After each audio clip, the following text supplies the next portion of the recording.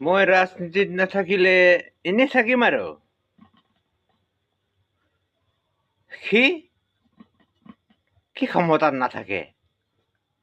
ক্ষমতাত থাকিব মই। কোনে কৈছে ক্ষমতাত নাথাকে? ক্ষমতাত নাথাকাৰ প্ৰশ্নই নাই। মই ক্ষমতাত থাকিবই। ক্ষমতাত নাথাকাৰ প্ৰশ্নই মোক নুসুধিবি, মই ক্ষমতাত থাকিবই। যদি মই ক্ষমতাত নাহে আপোনালোকে চাই ল'বি। ক্ষমতাত থাকে।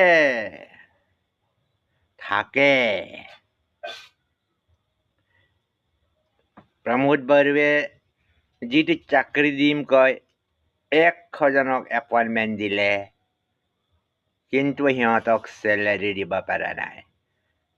মই শপত গ্ৰহণ কৰি প্ৰথমতেই এই 100জন 5 মাহৰ দৰমহা মই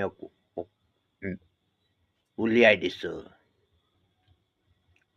প্ৰমোদ বড়ো কি জানে? খাম্ফা, UG, আণ্ডাৰগ্ৰাউণ্ড সেইবিলাক কি জানে? একো নাজানে এইবিলাক। খালি পইচা খাব জানে, ব্ৰিটিছৰ উন্নতিত একো নাজানে।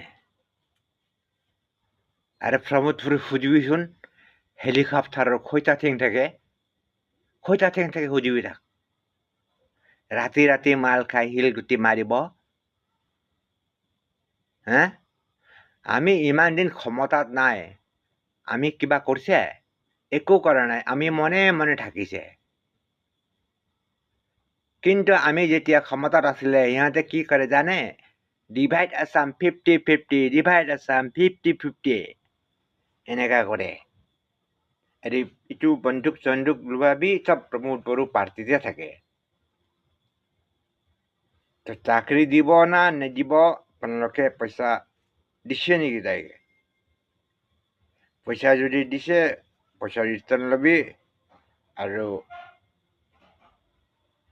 আপোনালোকে কিবা ঘৰ লগা এইটো স্কিম আছে না, ঘৰটো আপোনালোকে কোনোবা একজন মানুহ পৰা তিনিটা লৈ কিনে আছে। মই এইকেইটা চব সাৰ্ভে কৰি আছে, মই চব কাটিব। আৰু ইয়াত BJP, AGP, UPPL, PF কথা নাই। যোন যোগ্য সি পাব আৰু যোন যোগ্য নহয় সি নাপাব। এই ইন্দিৰা গান্ধী আৱাস যোজনাটো যাম বা